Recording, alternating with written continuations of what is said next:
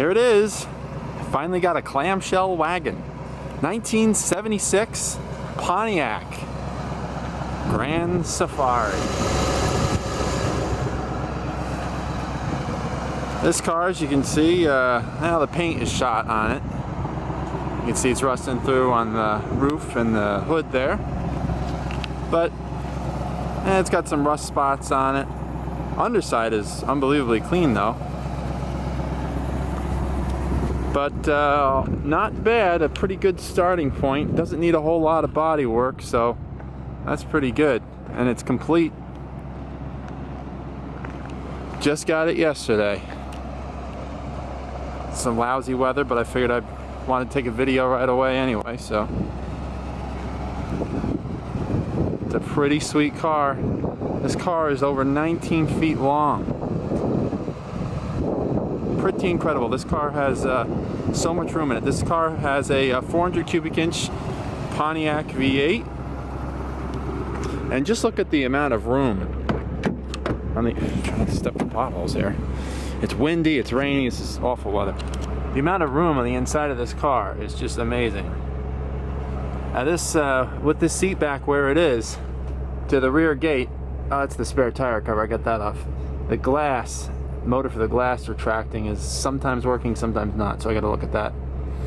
But from the gate there to where the seat back is right now is 8 foot, like 3 inches or something. And as you can see here, there's plenty of room in the back, plenty of leg room. And you look in the front, and there's plenty of leg room here too. This car is huge inside.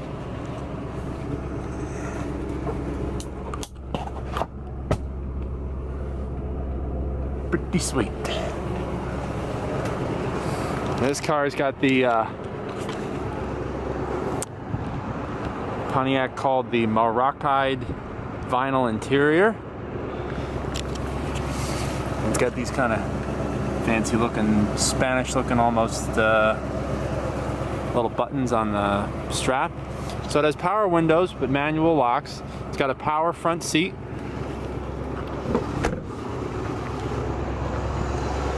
And it's got a it actually has a manual tailgate, which most of the ones I've seen on the internet have electric tailgates, so I was kind of surprised. I thought that the manual one was only on the earlier models. You know, this wagon is the same as the Chevy full-size wagon and the Buick full-size wagon and the Oldsmobile full-size wagon. And made from 71 to 76. It's a B-body, although it's on the 127-inch C-body wheelbase, but GM still called it a B-body. I love these little fins. Very cool. And how this car slopes back like that. Love the look of these cars. Not to mention the amount of room. This is the largest station wagon GM ever made. But yeah, but it's got the manual gate. And what you would do is once you had the glass up, you'd pop this down, and then this would drop a little. You slide it down. It goes down easy, but pulling it up, you really gotta give it some good momentum. And this thing moves well, but it even says in the manual, give a continuous quick pull up. So you need the momentum. Pretty cool car, but you can see, you know, things aren't too bad in the usual problem areas on this generation B-body. In terms of rust, mostly we got some rot around the wheel well. You can see there, and kind of the same on the other side. I don't know if it's this side or maybe it's the other side. The little dog leg area there is rotted out. So, take a quick look under the hood. This car, the inside, well, is okay as far as being clean. The interiors, I mean, in very good shape. But this car has been sitting for a long time. As a matter of fact, the hood was covered in algae when I got it. I had to clean it. And this, I found, is all mold or algae too.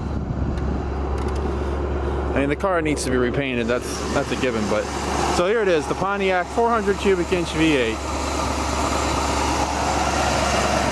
So this 1976 was the last year for the big clamshell wagon, and they went to the downsized box wagon that they, just another spot of rust there. And same thing on the other side there. Not rusted through though, so that's good. I guess it had an undercoating from when it was new, because the underside is very good. All the doors are good. No rust or anything there. Getting the cockpit here. Show you what's up. Now let's see. Got an AM/FM radio. Radial tuned suspension. Yeah, radial tires were a big deal back then. Has air conditioning. Odometer reads 21,156. Of course, I put a few miles on it since I got it. It's probably, I assume it's 121, 156. The previous owner guesses about the same. You know, it could be more than that. It could be 221. Could be 21. Who knows? I mean, the interior is completely rip-free, so that's pretty good. If somebody did put a whole lot of miles on it, they took good care of it. So, I mean, usually on the driver's seat here, you'd expect to see some wear or rips or something along the edge. It's really nothing at all. Who knows? You get no gauges, but you get a giant clock. Pretty cool. Oh, and check this out. This car, my glove. Can I get my glove off with one hand? There we go. Okay. Oh, that's my registration, but let's see. Look at all the stuff it came with. Came with, let's see, 1976 Pontiac accessories catalog. Here's the owner's manual, complete with some notes from, I guess, the original owner. There's a mirror. Accessory mirror, I guess. Pontiac maintenance schedule. 1976 Pontiac consumer information. Owner's manual general information. And check this out. 2 gasoline receipts from Somerset, New Jersey. One in 1994 and one in 1992. But so, as I was saying, this car's been doing a lot of sitting. I'll take this car for a ride and I'll tell you the story. Okay, so here's the story on this car. The guy I bought it from bought it in September 2015 from a guy who sort of a collector, car hoarder kind of guy in New Jersey who had bought it 20 or so years prior and really hadn't done anything with it. The car pretty much just sat. So it's been off the road since the mid-90s. And as a matter of fact, I found a registration, or not a registration, a inspection, New Jersey inspection sticker crumpled up in the ashtray. That was probably the one that was on there before this Pennsylvania sticker was put on. Expired October 1992. So along with those gasoline receipts I found in the glove compartment from 1992 and 1994, and the fact that according to the date code, the tires have got to be from 91, and they've got pretty good tread on them, so there hasn't been a whole lot of miles put on the car. So the guy, this car collector guy, who owned it before the guy I bought it from owned it, he said that he'd bought it from an older couple in northwest New Jersey area, and like I say, the car just sort of sat around. So this car's been off the road for 20 years, possibly a little over that. So probably that is the reason that it is in the fairly decent shape, I guess, well, preserved shape that it's in. It's got the rust that maybe you would have seen on one of these cars in the early 90s or mid 90s.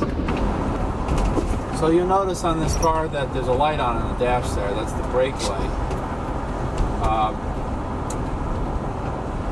Not exactly sure why. The previous owner said that it's been like that since he bought it, which has not been that long. It's in September.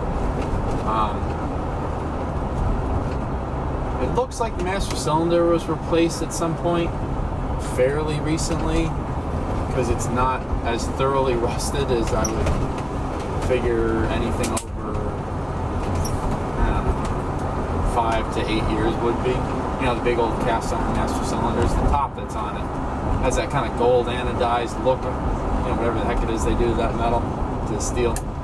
Still in relatively rust-free shape, so I'm thinking that the brakes feel okay. They don't feel great. I'm going to try bleeding them, you know. There's something to do with the proportioning valve on these too. I forget if you had to do something or what, but... So anyway, there it is. Finally got myself a nice big clamshell wagon.